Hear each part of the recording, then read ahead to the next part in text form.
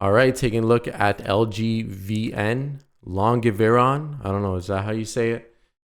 So this stock ended up holding this trend line support level, broke just slightly over here, but no real follow through there, and it was just a really tiny break. So I'm still looking for ideally this trend line to hold and that we potentially get further upside in this penny stock, which I still held some shares in it.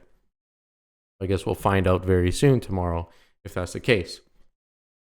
Now, if it drops, we might not drop too much in the short term because we got a lot of support on the downside as well, because a lot of money from short sellers is in the red and a lot of people are sitting in the green pretty comfortably right now. So it's not like everyone bought high. There was high volume down here, so this area is a support, and a lot of this volume on this candle, a chunk of it is in the green. Not all of it, but a chunk of it's in the green, which is why we end up getting that kind of choppy movement on Friday, because there was high volume near the highs, but also near the lows, and we kind of ended right in the middle. So we're going to see if we could break that range this week. I was looking at this pattern. I was thinking maybe we're still getting higher lows in the 4 hour. Maybe we can get a push up to new highs, hopefully around 455, 550 plus. That would be the most ideal scenario.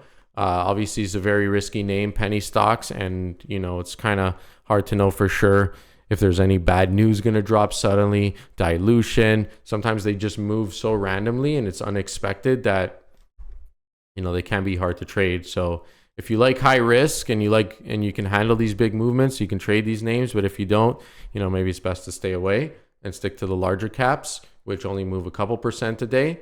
But overall, I'm still looking for a little bit more upside right now. It's a bit overextended, but it showed some strength in that rebound in the Friday close and aftermarket. And as of now, we got to look at this resistance level right here, 425, and this resistance level at 547. Those would be the initial levels I look at. If we could break 425, we might get closer to this 547, and then the bears might try and step in again.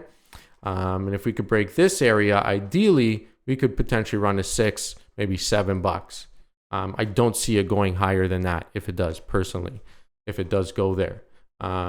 If you're in a position, you're still holding it, and it goes to 455, don't wait for the highest mark. It's always a good idea to maybe take at least a little bit off the table, and you can leave some runners as well in case it goes to those higher targets. So let's keep an eye on it. Hopefully some more action, positive action to the bullish side this week.